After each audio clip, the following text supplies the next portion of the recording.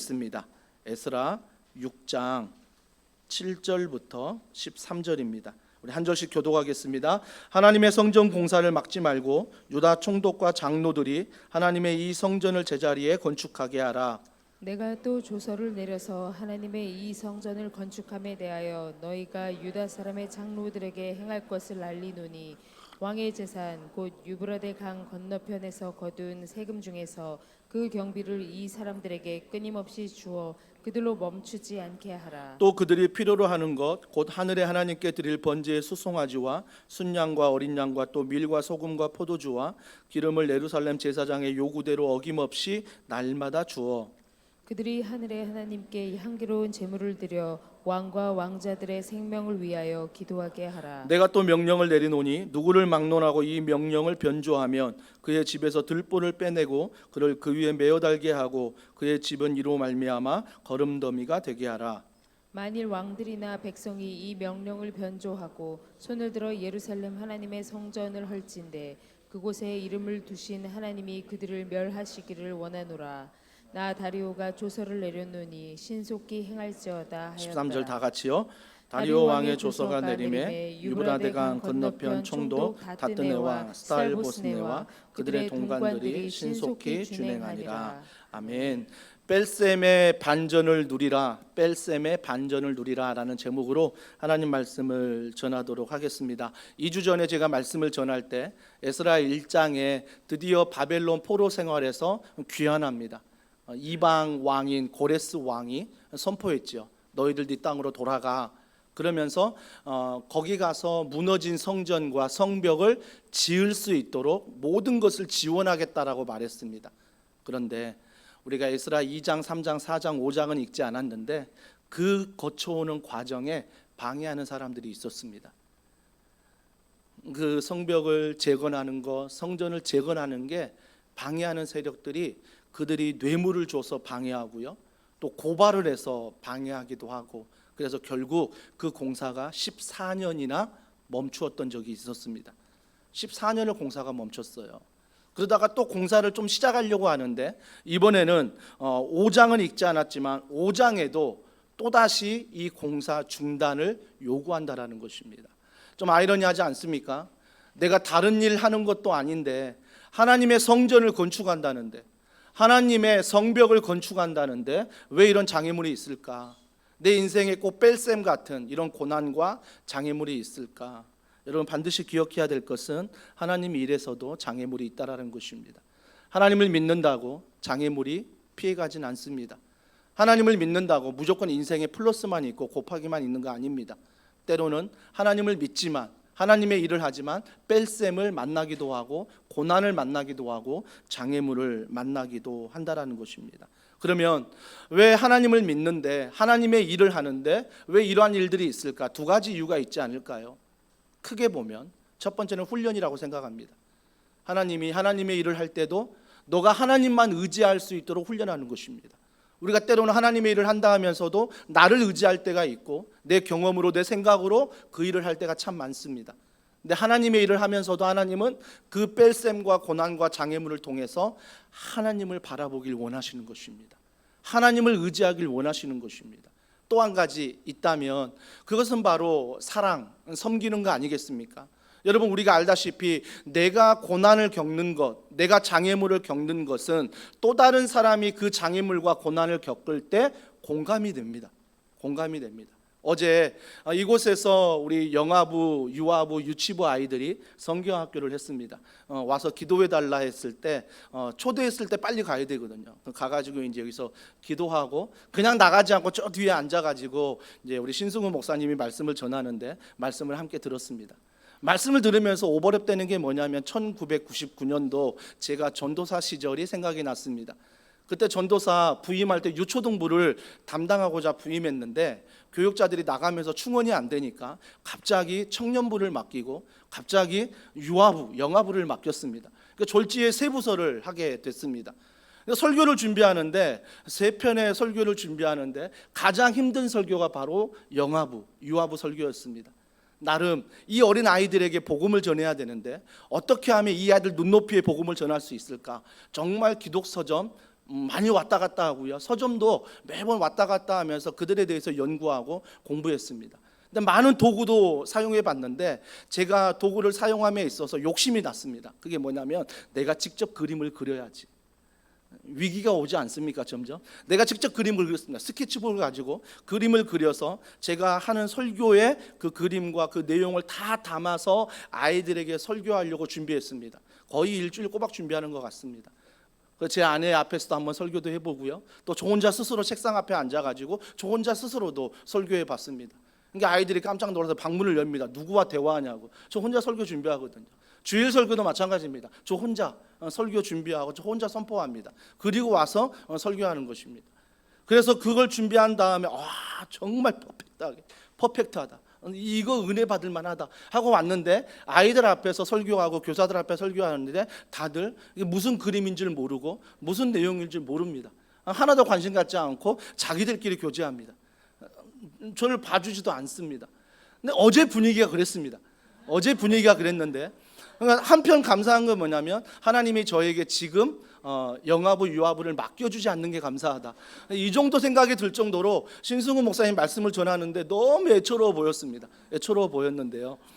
그런데도 제 마음에 오버랩되는 게 무엇이냐면 그때 내가 굉장히 당황스럽고 내가 굉장히 혼란스럽고 준비한 복음의 말씀은 퍼펙트한데 이 듣는 아이들이 죄인인지라 잘 듣지 않는 그 모습을 볼 때 혹시나 내가 그 아이들에게 영향을 받아 준비한 말씀을 다 전하지 못할까 봐, 준비한 복음을 다 전하지 못할까 봐 저 뒤에 앉아서 기도했습니다. 하나님, 신승우 목사님에게 은혜를 주시고 준비한 복음의 말씀을 담대하게 우리 아이들에게, 교사들에게, 학부모들에게 증거하게 하여 주시옵소서.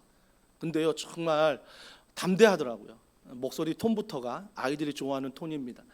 정말 담대하게 아이들이 어떤 행동을 해도 그 설교를 전하고 이끌어가는 모습을 보고 하나님이 함께 하시는 그런 부서고 그런 교육자고 그런 예배이구나라는 걸 느꼈습니다.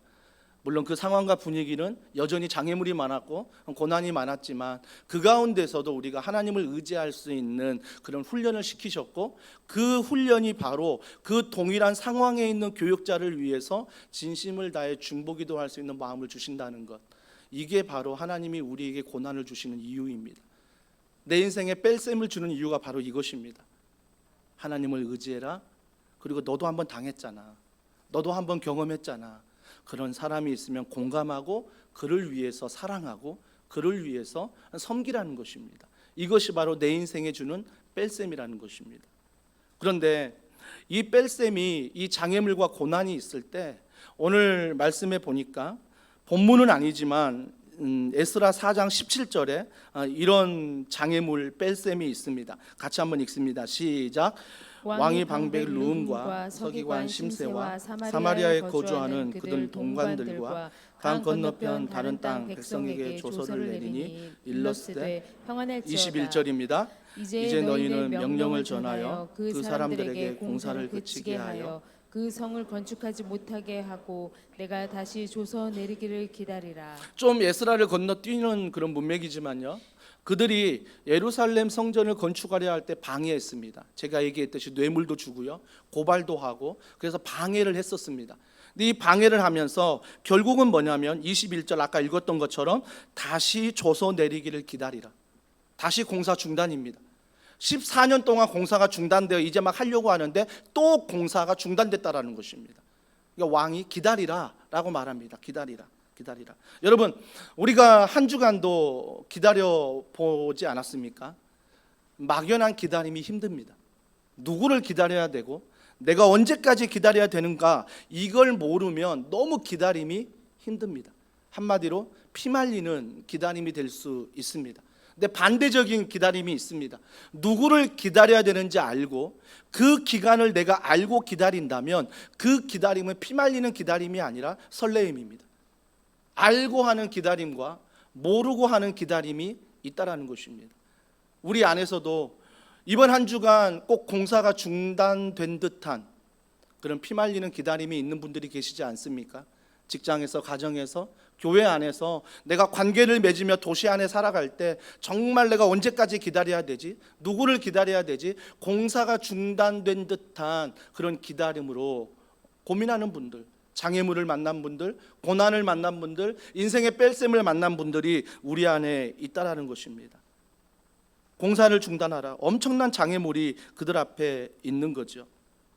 그런데 반드시 우리가 기억해야 될 것은 데이비드 폴리슨이라는 웨스트민스터 교수님이시고 저술가인 그분이 뺄셈에 대해서, 고난에 대해서, 장애물에 대해서 이렇게 말했습니다. 해답은 언제나 하나님의 임재라고 말합니다. 해답은 언제나 하나님의 임재다. 하나님의 임재가 무엇입니까? 하나님이 오늘도 나와 함께 하신다는 믿음입니다. 하나님이 선하시다는 믿음입니다. 이게 하나님의 임재예요. 우리가 찬양 인도를 하고 대표 기도를 하고 모든 말씀을 전하는 이 예배 가운데 하나님의 임재가 가득하길 원합니다라고 기도하는 것은 하나님이 지금도 나와 함께 하십니다. 하나님은 선하십니다. 이게 바로 하나님의 임재예요. 그러니까 여러분이 오늘 이 문을 나서는 순간, 오늘 내가 예배 가운데 하나님의 임재를 경험했어 라고 고백하는 것은 어떠한 독특한 경험이 아니라 예배 가운데 하나님이 나와 함께 하심을 믿는 것이고, 예배 가운데 하나님은 선하심을 믿는 것, 그 믿음이 바로 하나님의 임재라는 것입니다. 임재라는 거죠. 그래서 그 하나님의 임재가 있을 때 우리의 뺄셈, 우리의 고난, 우리의 장애물의 정답이라는 것입니다. 하나님이 함께 하신다는 믿음. 그는 계속 말합니다. 예수님을 상처 입은 치유자라고 소개합니다. 예수님을 치유자라고 소개하지 않고 상처 입은 치유자라고 소개합니다. 왜 그렇습니까? 예수님이 이 땅에 육신을 입고 오셨을 때 우리가 겪는 고난을 동일하게 겪으셨을 뿐만 아니라 우리가 겪지 않는 십자가의 고난, 죽음까지, 부활까지 다 겪으신 분입니다. 그래서 그분을 상처 입은 치유자라고 말하는 것입니다. 그래서 그분을 믿는다면 우리는 어떤 고난, 뺄셈, 장애물도 예수님 닮도록 하는 도구로 작동된다라는 것입니다. 여러분 인생의 뺄셈을 만나셨습니까? 고난과 장애물을 만나셨습니까? 정말 여러분이 하나님의 임재 가운데 이 뺄셈의 인생인데 하나님이 함께 하셔, 하나님은 여전히 선한 것을 주셔라고 믿는다면 그 뺄셈과 그 고난과 장애물을 통해 누굴 닮아간다고요? 예수님 닮아가는 것입니다. 이것이 바로 신앙생활이고 이것이 바로 믿음입니다. 저는 어제 우리 영아부, 유아부 아이들 와서 기도했지만 기도의 내용은 단순했습니다. 하나님, 이 아이들이 이번 여름 성경학교에서 믿음을 알게 하여 주시옵소서. 믿음이 무엇입니까? 하나님이 계신 것 믿는 거고 의지하는 거 아니겠습니까? 그리고 의지했다면 하나님 그의 삶 가운데 일주일 동안 나타날 수 있도록, 하나님을 정말 의지한다면 의지하는 그 믿음이 일주일 동안 나타날 수 있도록. 여러분 인생을 보면요 몇 가지 기준이 있지만 두 가지의 기준을 볼 수 있습니다. 나의 기준으로 사는 사람과 하나님의 기준으로 사는 사람입니다. 나의 기준으로 사는 사람 굉장히 열심히 살아갑니다. 최선을 다합니다. 열심히 살아가고 열매도 있습니다. 그러나 하나님을 의지하는 사람과 다른 게 뭐냐면 그 모든 한계를 만날 때, 그 모든 축복을 만날 때 내가 기준이 되는 사람은 나의 이름을 높이길 원합니다. 내가 인정받기를 원하는 거고요. 근데 하나님을 믿는 사람은 내가 최선을 다하고 내가 열심을 다했지만 그걸 인정받고자 할 때 하나님께 영광을 돌리는 것입니다. 결국은 뭐예요? 하나님이 하셨습니다. 하나님이 하셨습니다라고 고백하는 것입니다. 그래서 하나님의 임재는 하나님이 하셨다는 고백이 나에게 늘 있는 것, 이게 바로 믿음의 고백이라는 것입니다. 그래서 그 기다림이, 그 뺄셈이, 그 장애물이, 그 고난이 오히려 더 하나님이 나와 함께 하심을 믿는다면 하나님을 닮아가는, 십자가의 고통이 내가 동일한 고통은 아니지만 이런 고통 또한 있구나를 느끼면서 그 십자가의 길을 걸어가는 예수님의 마음을 닮아가고 예수님의 모습을 닮아가고 끝내 죽음에서 끝나는 게 아니라 부활로 승리하신 그 소망을 붙드는 것입니다. 그 소망이 있을 때 뭐예요? 뺄셈이, 고난이, 장애물이 기대가 되는 것입니다. 기대가 되는 것.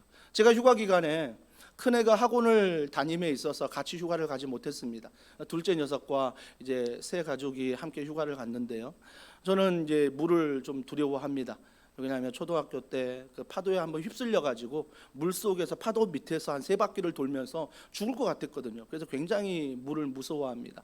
근데 이 둘째 아이가 같이 갔는데 놀아줄 사람이 저밖에 없습니다. 아내는 아예 생각하지도 않고, 그래서 제가 어쩔 수 없이 이 아이의 에너지의 모든 것을 받아줘야만 했습니다. 그래서 이 아이가 하루가 멀다 하고 계속 풀장을 가고 바다를 가고 슬라이드를 타고 막 제 심장은 밖에 나와 있고, 그래서 막 슬라이드 타고 내려오는데 사람들이 막 소리 지르고 제가 내려오니까 무서우니까 제가 소리를 지르거든요. 누가 내려오나 다 쳐다보기도 하고, 그럼 제가 막 내려오니까 다들 막 웃기도 하고 막 그랬었습니다. 정말 힘든 시간들을 보냈습니다. 그래서 한번 그렇게 놀고 오면 한 3시간은 쉬어야 됩니다. 회복을 해야 되는데 이 아이는 저한테 회복의 시간을 주지 않습니다. 늘 같이 놀기를 원합니다. 그런데요, 감사한 것은 첫째 날 슬라이드를 탈 때와 둘째 날 슬라이드 탈 때 다르다는 것입니다. 이제 익숙해지는 거죠. 이제 떨어지겠구나 이걸 알고요, 이제는 빠지겠구나 이걸 아니까 점차 한 3박 4일 있었는데 그 시간을 통해서 내가 점점 훈련이 되는 것입니다. 훈련이 되는 것. 하지만 더 무서운 슬라이드는 타기 싫습니다. 여전히 두렵고 여전히 무섭습니다. 근데 중요한 건 뭐냐면 그 고난 앞에서 내가 그 아이의 기쁨이 되기 위해서 이런 훈련들을 하니까 훈련이 되더라는 것입니다. 제가 성장하더라는 것입니다. 그렇다고 물이 안 무서운 거 아닙니다. 여전히 물이 무섭습니다. 여전히 가까이 하기도 싫습니다. 여전히. 하지만 그럼에도 불구하고 물을 대하는 저의 모습은 훈련되어져 가고 있다라는 것입니다. 뺄셈도 마찬가지 아닐까요? 고난도 마찬가지 아닐까요? 인생의 장애물도 마찬가지 아닐까요? 정말 내가 두려운 존재지만 그런 일을 맞닥뜨리고 하나님을 의지하며 그 일을 감당할 때 하나님이 그 일을 통해서 우리를 훈련시킨다라는 것입니다. 훈련시킨다는 거죠. 필요하면 성장하게 하시고 필요 없으면 안 하게 하시겠죠. 근데 필요한다면 하나님이 우리를 성장시키실 것입니다. 근데 그 성장 가운데 뭐가 있어요? 그 어려움을 당한 사람들의 마음을 안다라는 것입니다. 지난 교육자 소련회 6월 달에 양양에 갔습니다. 양양에 갔는데 양양하면 무엇입니까? 젊은이들이 막 모이는 곳 아닙니까? 제 심장이 막 뛰었습니다. 가서 무조건 서핑을 해야 된다. 가서 배우고 우리가 파도를 타야 된다. 다들 얘기합니다. 물을 무서워합니다. 물에 상처가 있습니다. 물에 근처도 가기 싫습니다.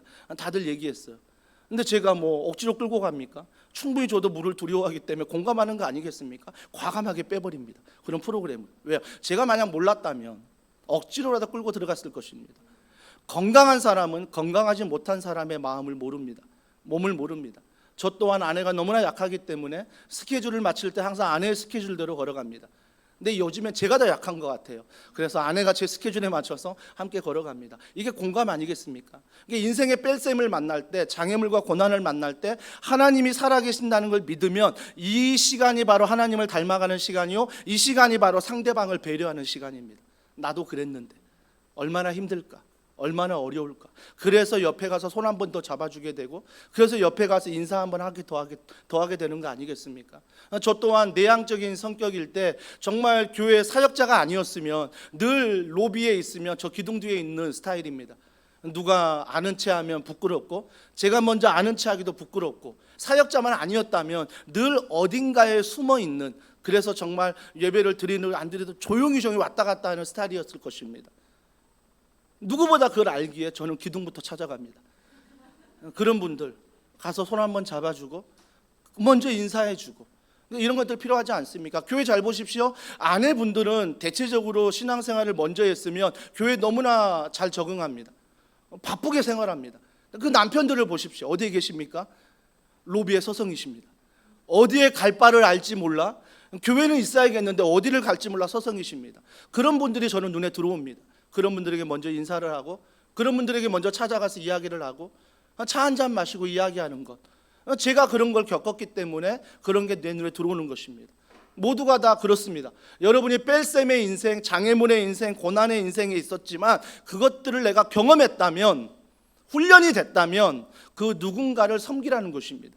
누군가를 사랑하라는 것입니다. 그래서 오늘부터 내 가운데 훈련되어져 있는 것들을 누군가에게 사랑으로 다가가서 섬기는, 그래서 정말 그에게 하나님의 사랑을 전할 수 있는 우리 교회가 되었으면 좋겠습니다. 그러면서 이 공사가 중단됐을 때 학계 스가랴가 나타납니다. 동역자가 나타나는 거죠. 그 동역자들이 에스라 5장 1절에 나타나는데요. 자, 같이 읽습니다. 시작. 선지자들 곧 학개와 이또의 손자 스가랴가 이스라엘의 하나님의 이름으로 유다와 예루살렘에 거주하는 유다 사람들에게 예언하였더니 공사가 중단되어 뺄셈과 고난과 장애물을 만나 야 14년 중단돼 또 중단돼 야 이번에는 얼마나 중단될까 두려워하는 그 백성들에게 학개와 스가랴가 찾아와서 뭐라고 말합니까? 5장 1절을 잘 보십시오. 이스라엘의 하나님의 이름이라고 말합니다. 다른 이름이 아니라 이스라엘의 하나님의 이름을 말하고 있습니다. 하나님이 70년을 약속하셨고 그 포로 생활 가운데 너희가 돌아온다고 말씀하셨지. 그 약속 다시 한번 기억해라. 늘 하나님의 약속과 말씀을 기억하게 하는 것. 그래서 정말 인생의 뺄셈을 만난 그들에게 하나님의 이름으로 다시 힘을 주고 있다는 것입니다. 하나님의 이름으로 그 약속을 기억하라고 말하고 있다는 것입니다. 사랑하는 성도 여러분, 저는 우리 교회 안에 이런 일꾼들이 많기를 소원합니다. 정말 학개와 스가랴와 같은 하나님의 이름으로 준비된 일꾼들. 그래서 우리가 무슨 일을 계획할지라도 그 일을 계획할 때 그 일이 먼저가 아닙니다. 그 일을 놓고 기도할 때 사람을 준비해야 되는 것입니다. 어떻게 동역할 수 있는 사람을 준비할까? 어떻게 세울 수 있을까? 그래서 우리가 시간이 걸리더라도 그 사역에 직접 뛰어드는 내 생각과 내 경험보다는 기도하고 사람을 준비시키고 그 사람과 동역할 수 있는 환경을 만들어가는 것입니다. 좀 더딜지라도 좀 기다릴지라도 그럴 때 함께 더불어 즐거운 더원 사랑의 교회가 될 수 있는 것입니다. 사랑하는 성도 여러분, 하나님의 이름으로 그들에게 기다리고 있는 그들에게 힘을 주고 있습니다. 힘을 주고 있어요. 그러면서 에스라 5장 17절에 그 왕이 또 다른 선포를 하는데 어떤 선포를 하냐면 자 에스라 5장 17절 다 같이 읽습니다. 시작.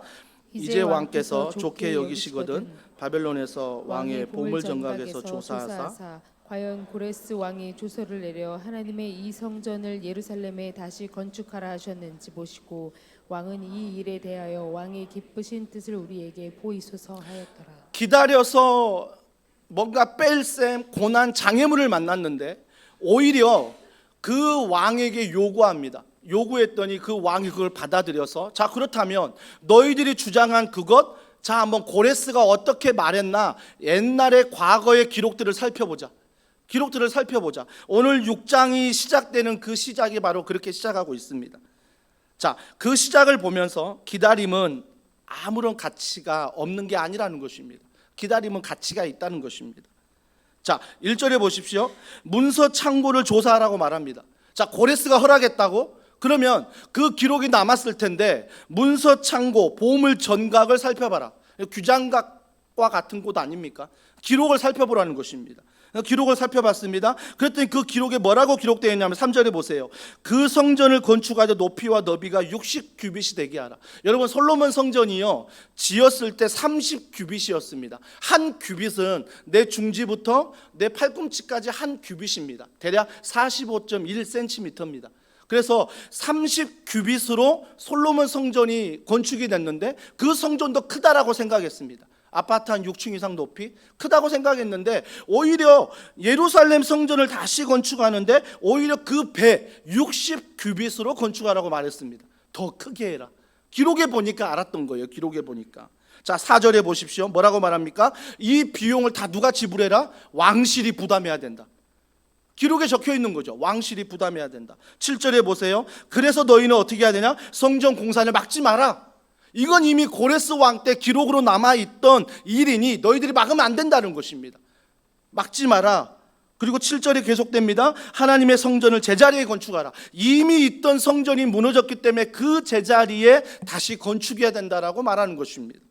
9절에 보십시오. 또 그들이 필요로 하는 것 요구대로 어김없이 어떻게 주어라고 말합니까? 날마다 주어라. 일용할 양식 기억하십니까? 날마다 주어라. 날마다 주어라. 그 일을 할 때 너희들이 도움이 되라는 것입니다. 11절에 보십시오. 내가 또 명령을 내리노니 누구를 막론하고 이 명령을 변조하면 그의 집에서 들보를 빼내고 그를 그 위에 메어 달게 하고 그의 집은 이로 말미암아 거름더미가 되게 하라.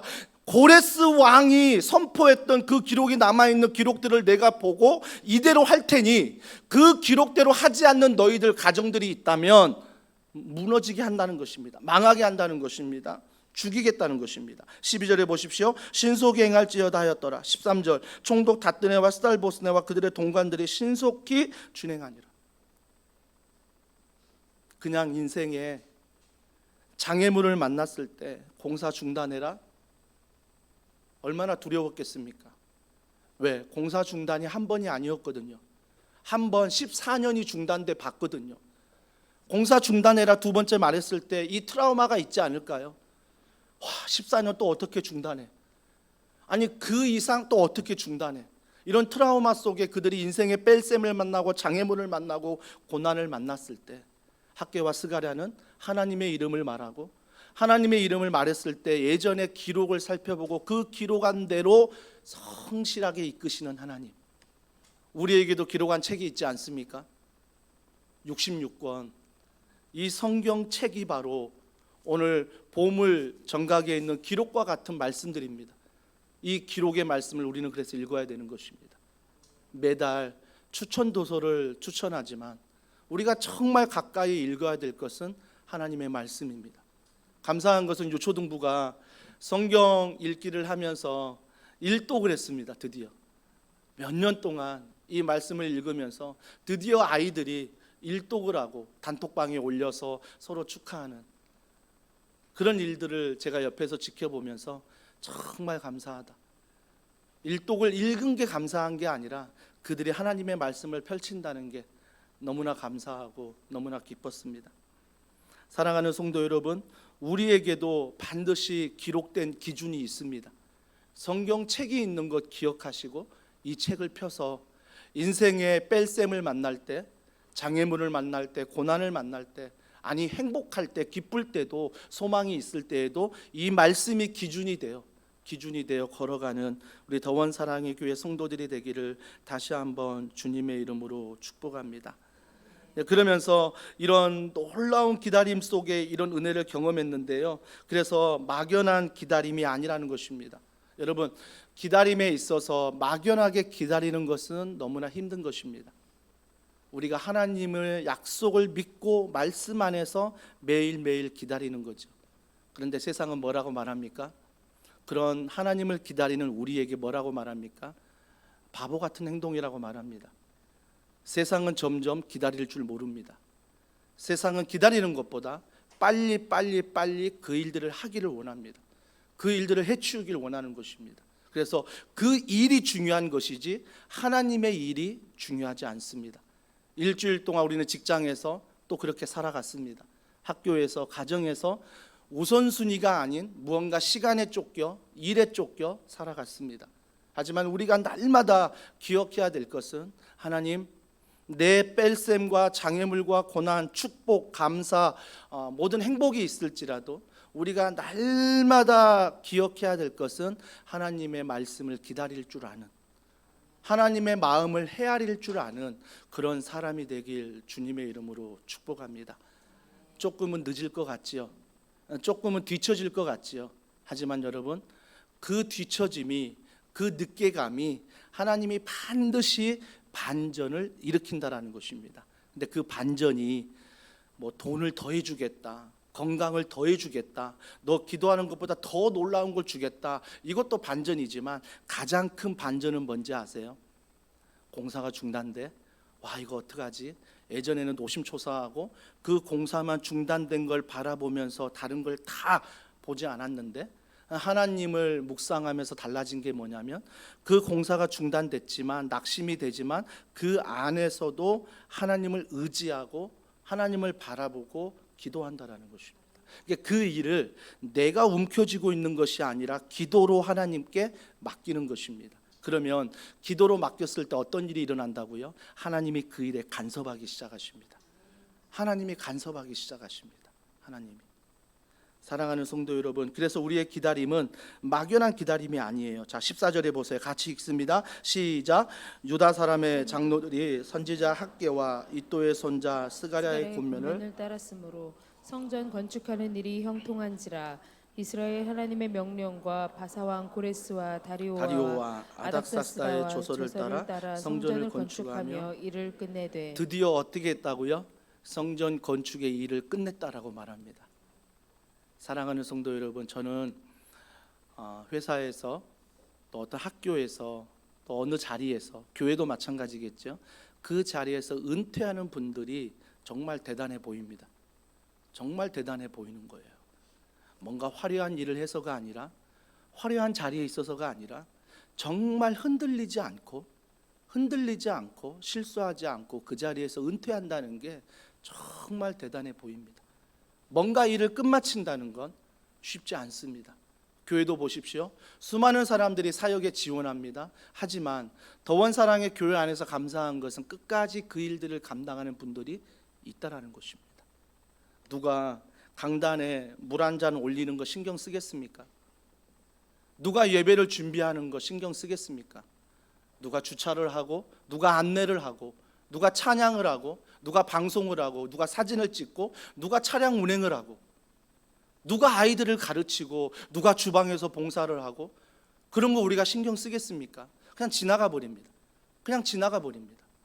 하지만 여전히 더원사랑의 교회 안에서 그 자리에서 성실하게 그 일을 감당하는 분들이 계시기에 더원사랑의 교회가 정말 실수하지 아니하고 복음을 떠나지 아니하고 하나님의 은혜 가운데 함께 걸어가는 거 아니겠습니까?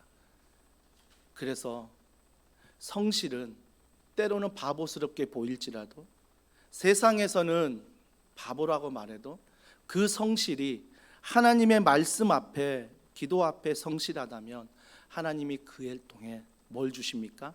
뺄셈, 장애물, 고난이 있던, 행복이 있던, 기쁨이 있던, 소망이 있던 평안을 주십니다. 내 안에 평안을 주세요. 내 안에 평안을.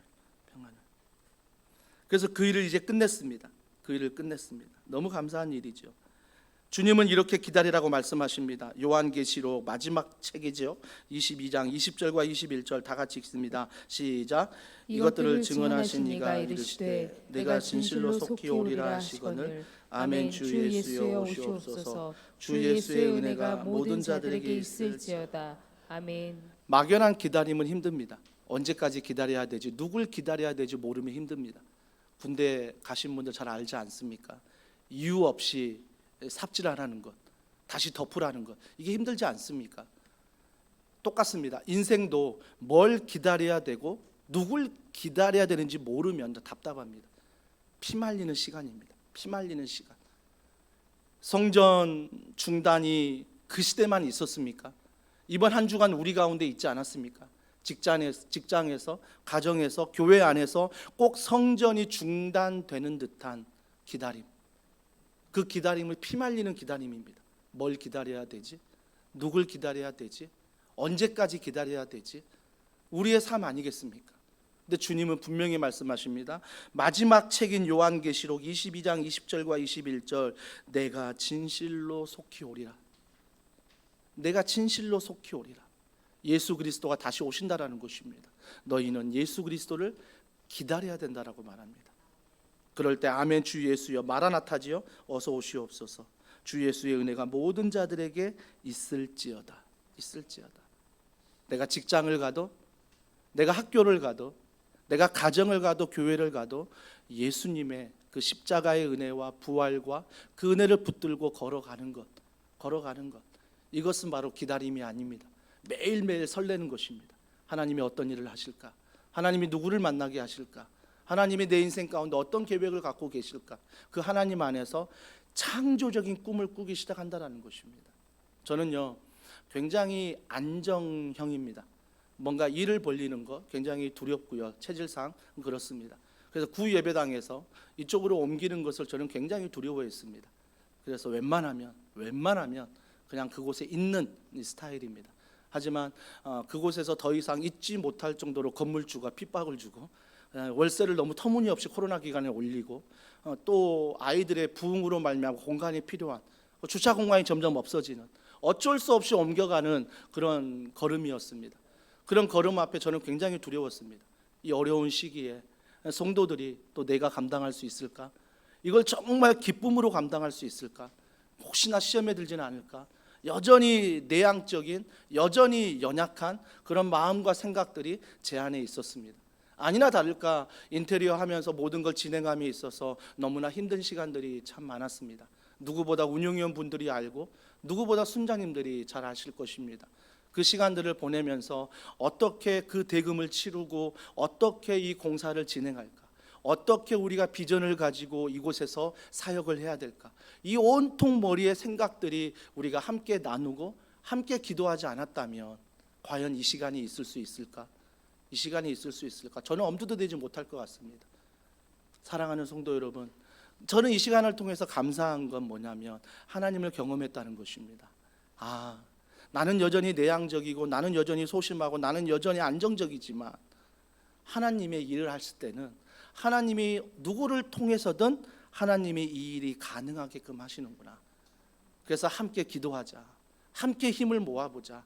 그러면서 성도들이 십시일반 많은 분들의 그런 1,000원부터 시작한 그 많은 금액들을 헌금하면서 이 교회가 정말 코로나라는 어려운 시기에 교회를 이전하고 또 이곳에서 우리가 함께 예배드리고 있지 않습니까? 우리 교육자 한 분이 늘 얘기합니다. 신대원에 가면 우리 교회 같은 케이스가 별로 없다고요. 작년 대비 주일학교 숫자로 보면 너무나 많다라는 것입니다.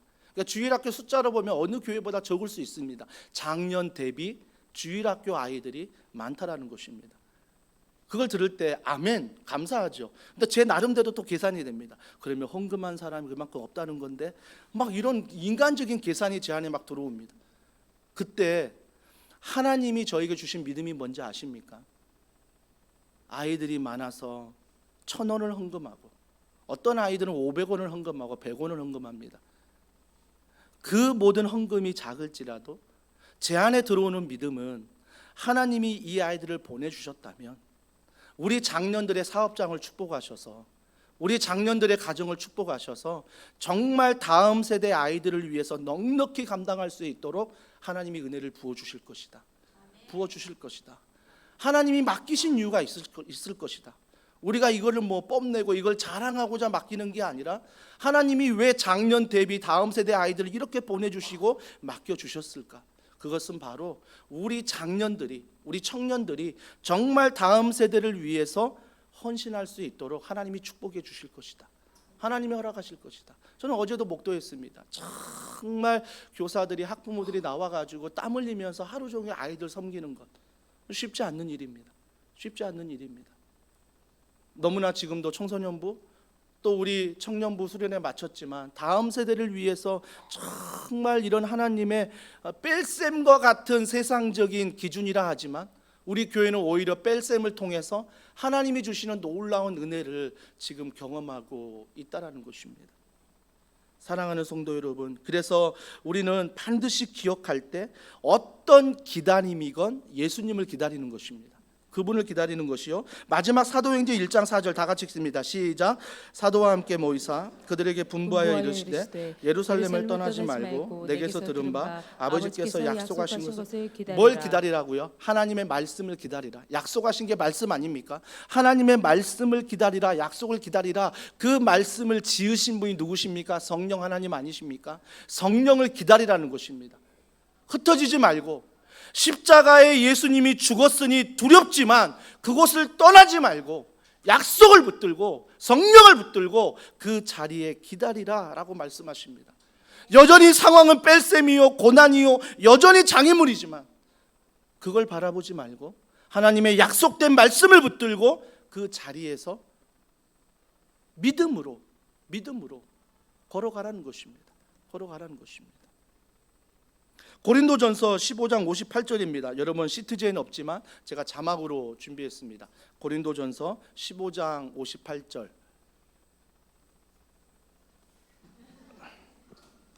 제가 드렸는데 일부 때 안에서 없는 것 같아요. 제가 읽어드릴게요.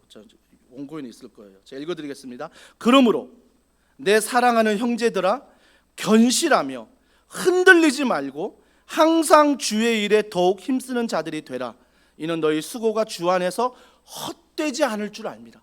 너희 수고가 헛되지 않는데요. 그러니까 너희가 뺄셈을 만나고 장애물 만나고 여전히 고난 가운데 있지만 하나님이 함께 하신다는 그 임재 안에 하나님이 선하시다는 믿음 안에 걸어가면 흔들리지 않는다라는 것입니다. 흔들리지 않는다는 거죠. 흔들려도 오뚜기처럼 일어날 수 있는 건 하나님이라는 것입니다.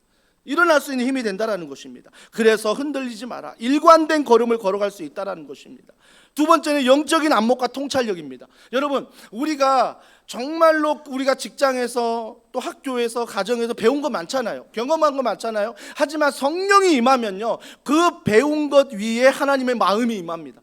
그래서 배운 것과 하나님의 마음을 가지고 사역할 수 있는 것입니다. 그래서 그리스도인이라고 한다면 우리가 경험한 걸 가지고 하는 게 아니라, 우리가 배운 것을 가지고 하는 게 아니라, 그 모든 것을 잘 배우고 잘 경험을 쌓아서 성령을 의지하여 성령이 주시는 안목과 성령이 주시는 통찰력을 가지고 그 일을 감당해야 된다는 것입니다.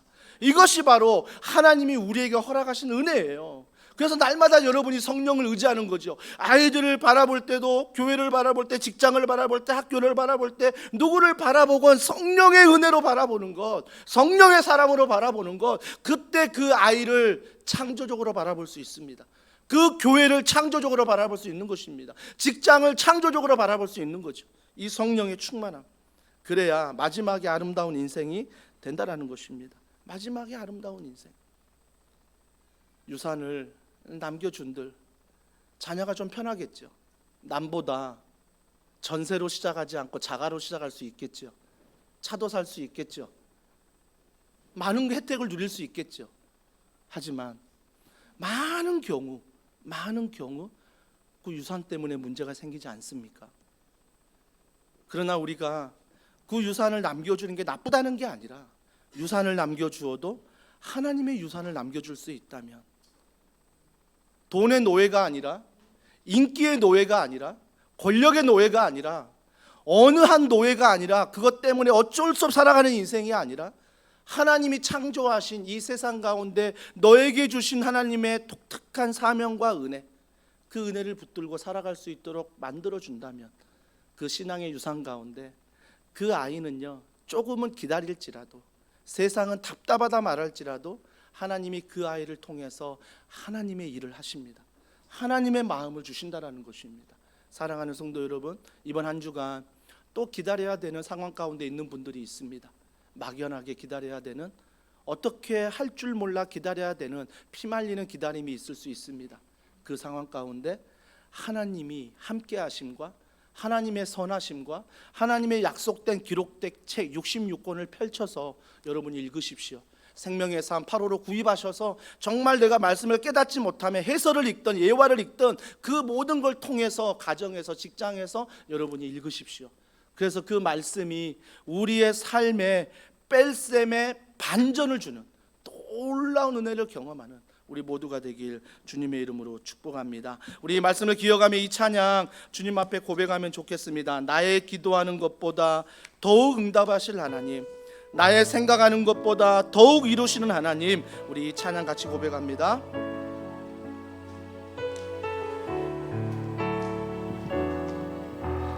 나의 기도하는 것보다,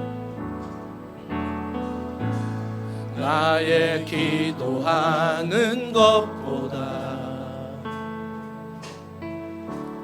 더욱 응답하실 하나님, 나의 생각하는 것보다 더욱 이루시는 하나님, 우리 가운데 역사하신 능력대로 우리들 간구함을 넘치도록, 간구함을 넘 그분이 누구십니까? 능히 하실 주님께 모든 영광과 존귀 찬양과 경배를 돌릴지어다.